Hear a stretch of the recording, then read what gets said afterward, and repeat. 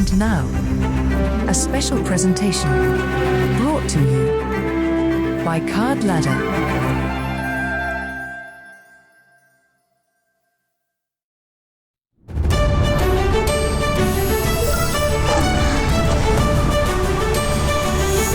Behind the scenes look at Mint Collective. It's gonna be a movie. Welcome to the Mint Collective at the MGM Grand in Las Vegas. Let's go inside.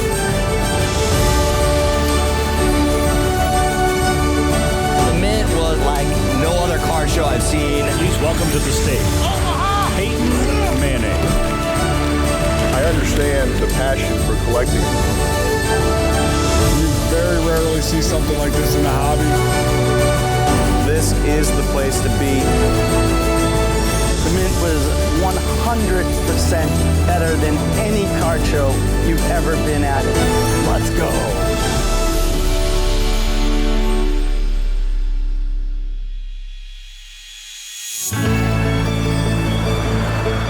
Card Ladder became a sponsor of the Mint Collective back in July of 2021. Pre-national, we signed on. Card Ladder, the #1 spot for all your sports card data. Chris from Rip and Wax said because the Mint Collective was quite a bit smaller in floor space size than the National, it felt more intimate. People felt more accessible. I think to his point, there was much more networking that was able to organically happen. The Mint Collective was so incredible. This was more than a card show. In my opinion, it was more of like a networking experience. The conversations that we got to have with a lot of people that we haven't seen in months or maybe a year plus has been amazing. Really brought together so many different faces and different things that people do in the industry, connect with our businesses, but collectors too, who like to, watch us on YouTube or come here and try to buy some things. There's a nice little dynamic between both, and it's just been an awesome time. Was this a conference or a card show? It was a conference. We don't need 10 different shows that are the same as the National or Dallas. Like, this one's just a different show. And if you like this style, go to this one. If you like just pure cards and lots of cards and all deals, the National's probably more for you. The National's probably more our style, but this one's great for Card Ladder and our business and talking to people, so we'll go to both. People always ask, should I go to National for the cards? And you've heard me say it, I always say don't go for the cards, go for the people, because you're probably not gonna find what you want. And this is just like a more scaled down version of that even. Yep. I did feel the ratio of quality to like the size of it was actually a little bit better than National. Like per capita? Yeah, like there was still a lot of really nice stuff. Yeah. And obviously like way less overall. We got to see an amazing collection as we were on our way out today. I mean, there's always stuff walking in backpacks that rivals the cases. It wasn't somebody who was set up. No, it was just a What collector. did you see? I wasn't there. It was a bunch of Luca 1-of-1s and Maxi Kleber. Oh my God, I hate you. I was like, I missed that one.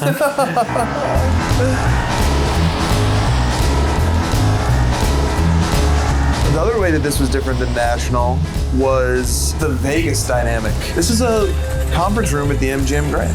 Yeah. It was very professional. Cleaner. Clean.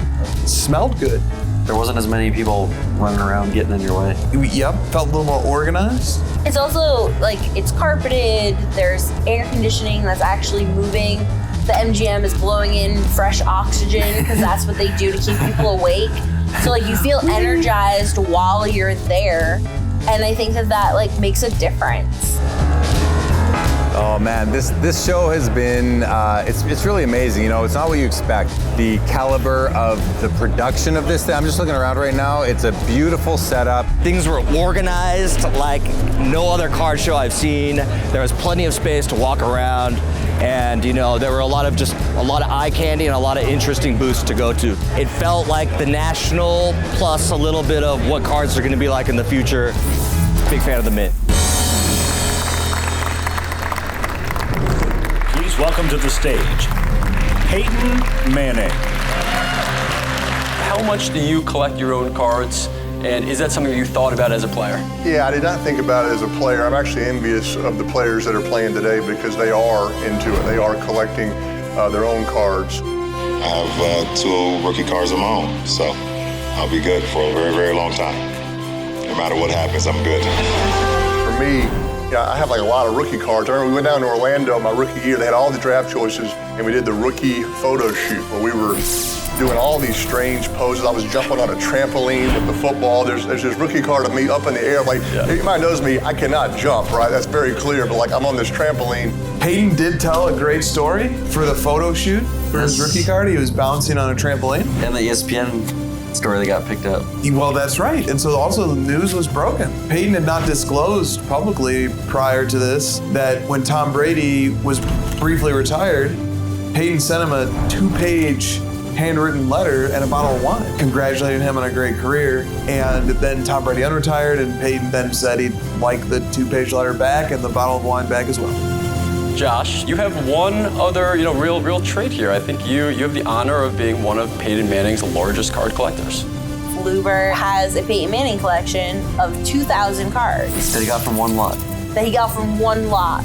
And Peyton Manning drops in. He was bidding on that lot of his own cards. And he lost. Yeah, and he lost to Josh Luber. So what's up, Peyton? Even Peyton thinks he should be cheap. Peyton said, though, that Luber told him afterwards, I was on my last bid. And Manning was like, I would have outbid you. Like, I thought you were going to go really high. So I bowed out. And Josh told me, I only had one more bid left. I was like, and now you tell me that. Yeah, it's not going anywhere. It's in good hands. And then Luber, being the jokester that he is, brought a big case of 2,000 cards. He was like, I'm not gonna give you 2,000 of your cards because I won them. So here's 2,000 of my cards, 2,000 cards printed of himself to then give to Manning for the ultimate troll. We really did make that, but I'm not going to make him take that. In all seriousness, I brought 20 cards for your son. Oh, wow. Actually from the collection. Then we found 20 cool cards for your son. That's awesome. Thank you very much. That's great. You want any cards of me? Appreciate it. I do. I want that. I want that set. Peyton was unbelievable to work with. We were a little bit worried. We were told that he might not like our gag, so we were a little bit worried, but we did it anyway. And he loved it, and he came up afterwards and said, I would have been mad at you if you didn't do that. It was amazing. Question. Yeah. You cannot think about your answer. You just have to respond with the first thing that comes to your mind. It's a yes or no question. Undervalued. Is the only reason that Josh Luber got into the hobby to ultimately make a trading card set that features nothing but him on his own cards? No. That's ridiculous. Yes. I have this card. It's for Christina and Josh, but not Chris. And that's how shit works around here these days. All Christina ever wanted was her own card. Well, because if we were the joke was how dare you make cards of yourself? But all we do is collect cards of other people. Why not have a card of us? Yep. Podcast hosts can't tear an ACL.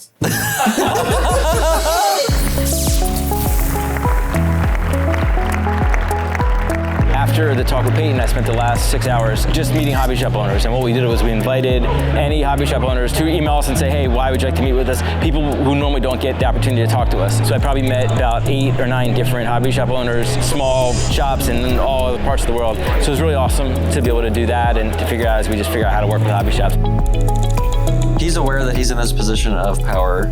He's aware that he has a lot of influence over what goes forward based on the process that he puts in place. However he decides to print the cards or how he decides to make, print runs or what levels and things like that. And whether it goes to distributors, right? People are worried about, am I going to get one since you're the new man in charge? That he's very aware of all that. And so far he's actually executing on what he says he's going to. And he's not talking about it in terms of 10 years from now. He's saying, this is what I did this week. I'm making the white paper right after I did it, giving you the numbers right away. I'm going to do this right away. There's no waiting around.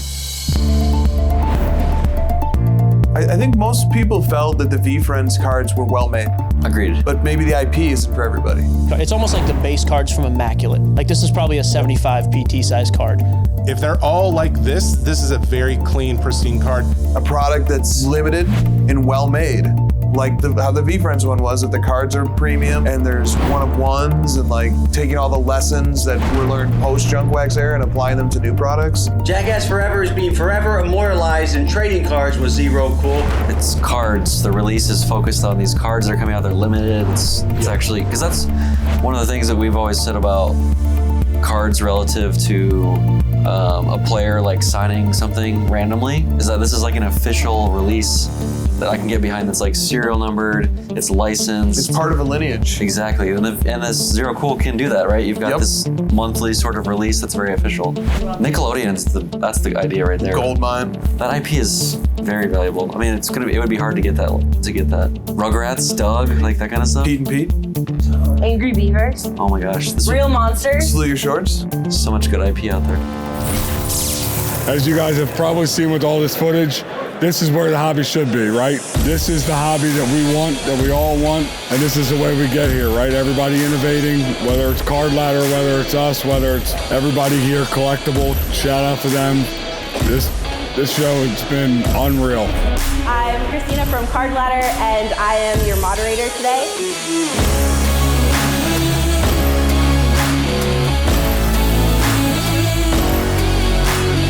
Luber got to share the stage with someone he PCs in Peyton Manning. I got to share the stage with Macleod of Arena Designs, the designer that I PC'd. That's a moment I will never forget in my hobby life. Yeah, LeBron, I'm waiting to hear from you. You will be contacting my people. AKA Christina. Yeah, contact Christina. You can get in touch with me that way. And then I'll see if you can come on crossover.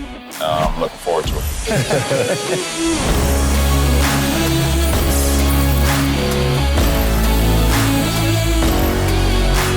At the art panel that Christina hosted, Kevin from Panini was telling about the process of like selecting the photo for the cards and how they have constraints on the dimensions of the card, and it's really hard to fit. Especially on NTRPAs. Right. There's a big old patch, and there's a big old autograph, and there's a skinny little place to put a photo, especially for basketball cards. They're skinny guys. Well, what is Zion? He's a freaking defensive lineman. He ended up finding the one he liked of Zion actually doing a dunk, and he said he went around to every employee at the building he was at and asked them, like, is this good? Because he had the wherewithal that, like, this is gonna be the card. I have to get the right picture. So I'd rather just get everyone's approval before I do it. I thought that was great. Card Ladder is equipping people to make decisions for the future. All the panels were a lot of fun, and once again, some of the best panels were running concurrent with each other. So we didn't get to take them all in. There was a panel during your Goats and Grails called Building Community.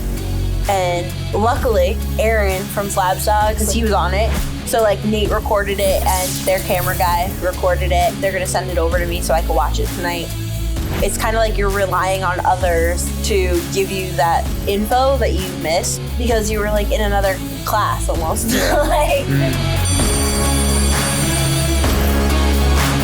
Do you guys think clips from our talk with Luber is going to be on ESPN tomorrow? That's why I made the joke of, oh, you started with Peyton and you finished with us, which is better. All right, thank you guys for being a great audience. Thank you, Josh, for everything you did at the Mint Collective events. Thanks, guys.